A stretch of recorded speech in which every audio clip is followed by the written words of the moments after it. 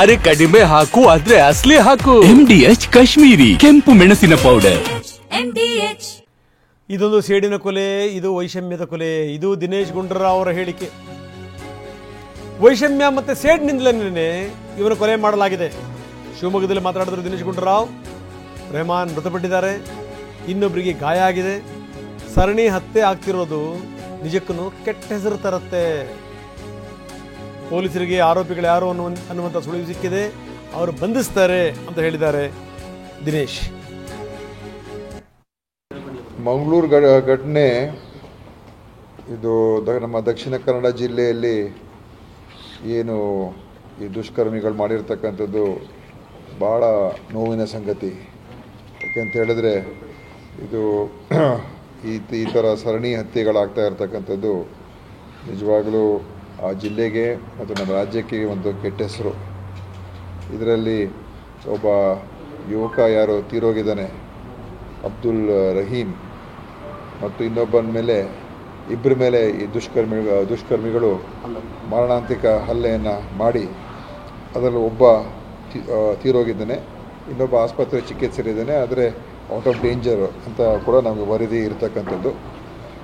Police ಅವರಿಗೆ ಇದರ ಹಿಂದೆ ಯಾರಿದ್ದಾರೆ ಅಂತ ಕೂಡ ಕೆಲವು ಮಾಹಿತಿಗಳು ಕೂಡ ಗೊತ್ತಾಗಿದೆ. ಅದೆಲ್ಲ ಅವರು ಖಂಡಿತವಾಗಿಯೂ ಯಾರು ಈ ಒಂದು ಕೃತ್ಯದಲ್ಲಿ ಭಾಗಿಯಾಗಿದ್ದಾರೆ ಅವ್ರನ್ನ ಹಿಡಿದಾಕುವಂಥ ಕೆಲಸ ಪೊಲೀಸರು ಮಾಡ್ತಾರೆ ಅಂತ ಕೂಡ ನನಗೆ ವಿಶ್ವಾಸ ಇದೆ. ಮುಂದುವರೆದು ದಿನೇಶ್ ಗುಂಡೂರಾವ್ ಮಾತಾಡಿದ್ದಾರೆ. ದಕ್ಷಿಣ ಕನ್ನಡದ ಕೆಟ್ಟ ವ್ಯವಸ್ಥೆನೇ ಇದಕ್ಕೆಲ್ಲದಕ್ಕೂ ಕೂಡ ಕಾರಣ. ಬಿಜೆಪಿ ವಿರುದ್ಧ ಆಕ್ರೋಶ ವ್ಯಕ್ತಪಡಿಸಿದ್ದಾರೆ ದಿನೇಶ್ ಗುಂಡೂರಾವ್. ಭಾರತೀಯ ಜನತಾ ಪಾರ್ಟಿ ಥರ ಪ್ರಚೋದನಕಾರಿಯಾಗಿ ಮಾತಾಡ್ತಕ್ಕಂಥ ಜನ ಅಲ್ಲ. ಅವರಿಗೆ ಲಂಗು ಲಗಾಮ್ ಇಲ್ಲ ಅವ್ರ ಬಾಯಿ ಮೇಲೆ. ನೀವು ನೋಡಿದ್ದೀರ ಯಾವ ರೀತಿ ಮಾತಾಡ್ತಾರೆ ಅಂತ.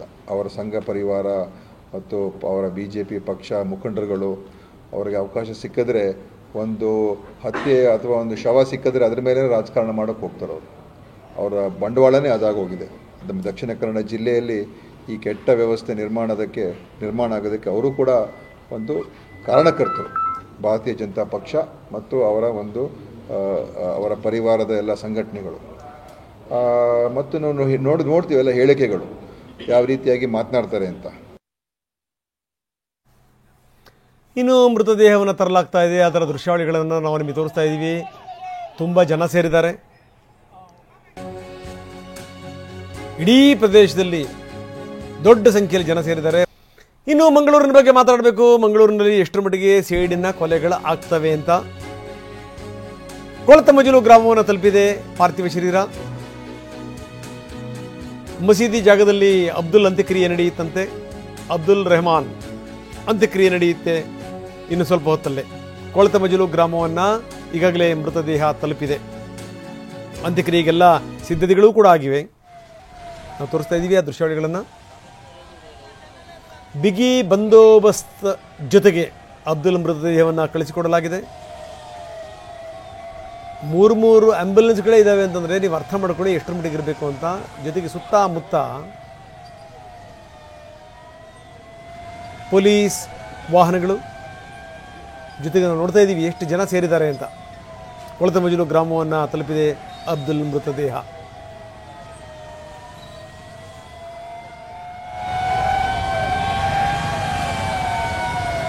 ಒಂದಾದ ಮೇಲೊಂದು ಆಗ್ತಿರುವಂತಹ ಕೊಲೆ ಈಗಾಗಲೇ ನೋಡ್ತಾ ಇದ್ದೀವಿ. ಈ ಬಸ್ಗೆ ಕಲ್ಲು ಬಿದ್ದಿವೆ, ಸಂಚಾರಕ್ಕೆ ತಡೆಯೊಡ್ಡಲಾಗಿದೆ, ಅಂಗಡಿ ಮುಂಗಟ್ಟುಗಳು ಬಂದಾಗಿವೆ.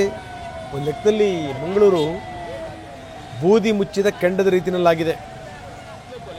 ಎಲ್ಲ ಕಡೆಗೂ ಭದ್ರತೆ. ನೋಡಿ, ಬಸ್ಗೆ ಕಲ್ಲು ಬಿದ್ದಿರೋದನ್ನು ನಾವು ತೋರಿಸ್ತಾ ಇದ್ದೀವಿ.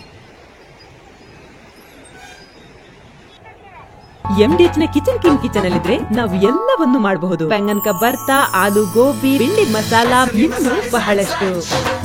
MDH